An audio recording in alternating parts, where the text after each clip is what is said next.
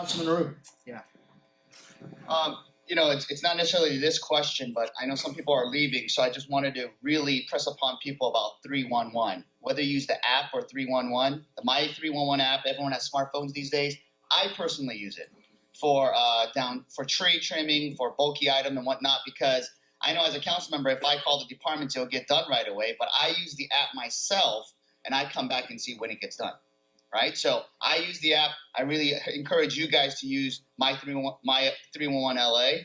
And secondarily, earlier I gave out email addresses and I just found out that we made a little hot sheet with all the hotline numbers. If an emergency happens, take one of these, put it on your refrigerator, and call any of these numbers. If you don't have internet access, you can still use your phone. You can call my office, but if something happens 2 a.m. or 4 a.m., I mean, myself and my staff is on call 24/7. That's why I gave you our email addresses. Please, some of these numbers are 24 hours a day as well, but it doesn't hurt to email me. I'm just going to give you 3 names. It's very simple. If all else fails and you can't remember who to call or who to email, David Rue, that's my name, Catherine Landers, and there's Adam Miller, right? So, and our email addresses are very simple. It's first name, period, last name @lacity.org. So even if it's 2 a.m., if you email all 3 of us, hopefully one of us will be able to see it, and we'll make sure we report to the departments as well. So this is going to be a big one, guys. So let's be prepared and have this ready. I mean, all of our cell phones hopefully will still be working, but have safeguards, okay? Thank you. Councilman, very interesting segue for me when you mentioned the use of cell service or the ability to use cell service. There's a question here. It says, when it rains, we lose landline phone service 80% of the time. And we have no cell service, depending on, of course, who your carrier is. I switch carriers living up here. Are there any measures to be taken to ensure that we can call out in the event of an emergency? I'm not sure. Some of this, and I would just offer this to anyone on the panel if there's anything you want to add.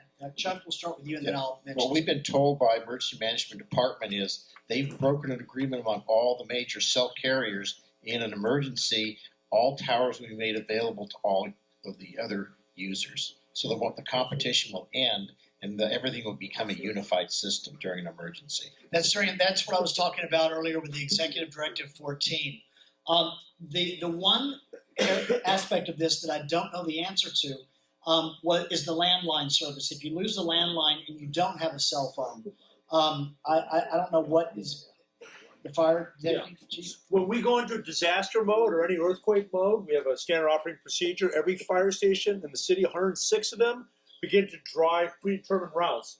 We launch 6 helicopters, and they begin to do aerial assessments. So if you're in a position that's it's a disaster type scenario, landlocked community, we're already going to know about it, and we already launched our resources. We call it really windshield surveys, and it's a very common practice for us because we have to rely on backup systems, you know, as the fire department. And you know, when something happens, we resort back to a basic approach to addressing these issues. So you would not have those issues. We're going to be out there, and you also have your CERT team members who are trained in your communities to assist.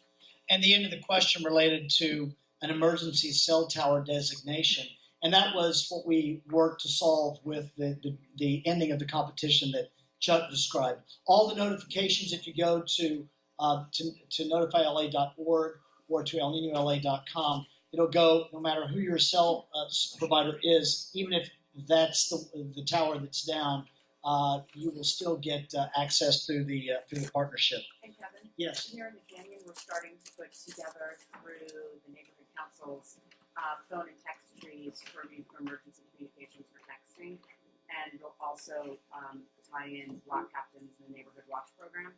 So we're going to make sure that everyone in the canyon knows who their block captain is, so that information can get to you somehow when it's not a major disaster that Chief Butler's talking about. So people will be knocking on your doors soon. Question regarding the Laurel Canyon landslide of 2005, a non-El Nino year.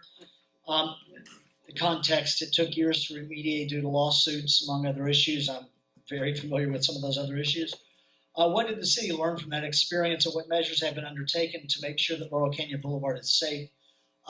Anybody else that wants to add, I will mention from the Bureau of Engineering's perspective.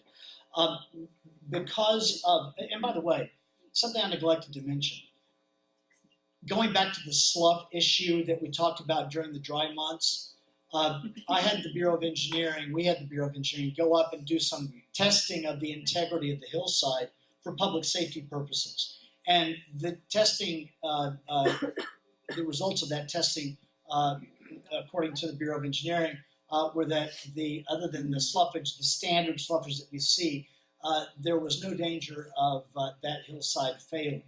And that was that was the area between Kirkwood and Hollywood Boulevard.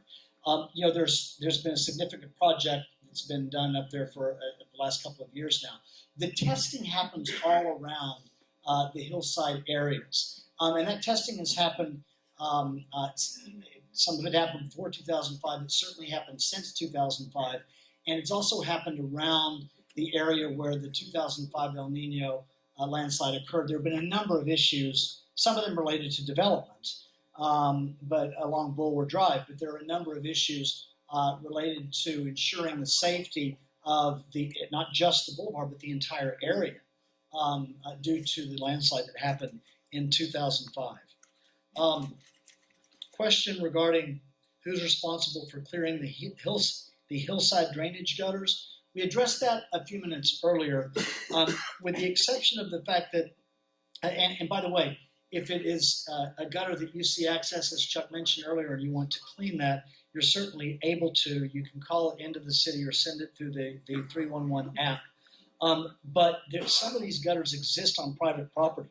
And if it is on your property and you did not already know that you had the responsibility to clean it, you, as the owner, have the responsibility to clean it. What if a quake, Chief? What if a quake hits? This is the doomsday question. What if the quake hits during El Nino?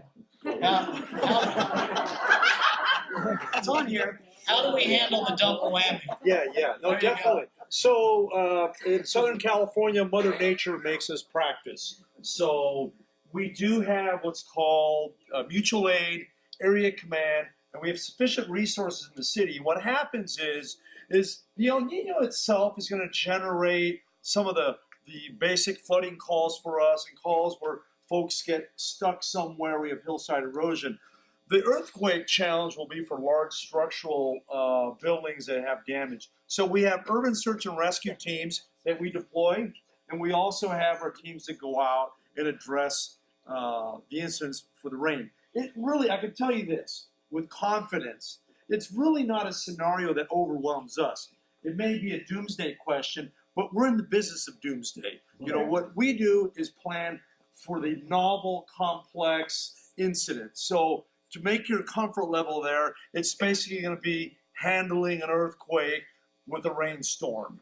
And we deal with brush fires, with a lot of other tragedies, but ultimately it's community preparedness, because any disaster can overwhelm any system. And but don't worry, we got it covered. And the state of California has 6 mutual aid regions, and high likelihood that the other regions aren't impacted. And through the city leaders, that system will be activated immediately, and we'll have resources down here.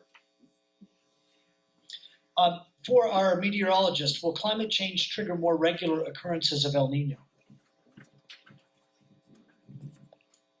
That is a good question, and it's kind of a risky question. But what you have to remember is that El Ninos have been occurring forever. We've been tracking them since 1950. They've been occurring forever. Our climate has also been changing. There has been climate change, and our climate is changing now. And so how these come about, if they happen every 10 to 15 years, or whether they happen every 5 to 10 years, and even when one happens, they're all different. Who will get the rain? How much rain will it get? When will the rain come?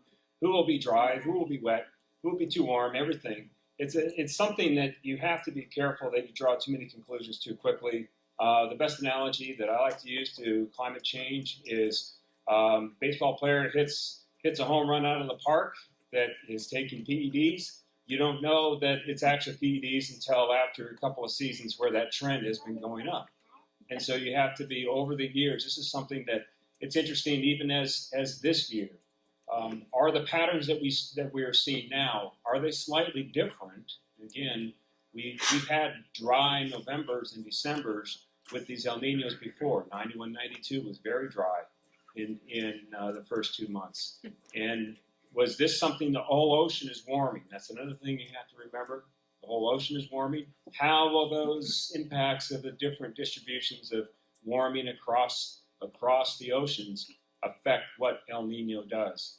So the good thing to know is that we are getting better and trying to anticipate these things, and the preparedness is there. And whether they happen every 5 years, whether they happen every 10 years, whether we get these storms when it's not even an El Nino, hopefully by preparing for these things, that we can be prepared for any season. Thank you, sir. Interesting question, and I'll offer it up to anybody who can answer this, although my guess is it may be a building and safety question. I don't think we have a building and safety rep here tonight. Can measures be taken to ensure that pool owners have a pump system in place with correct drainage so it doesn't overflow and cause a landslide that slides down from above onto my property, which would affect anybody in this circumstance? Anybody? Chuck? That's most likely going to be building safety question because it involves private property. Yeah. Okay. And so this is something I'll submit to building and safety, Kristen. Who asked that question? Is that person here? We could follow up with you and get that question answered.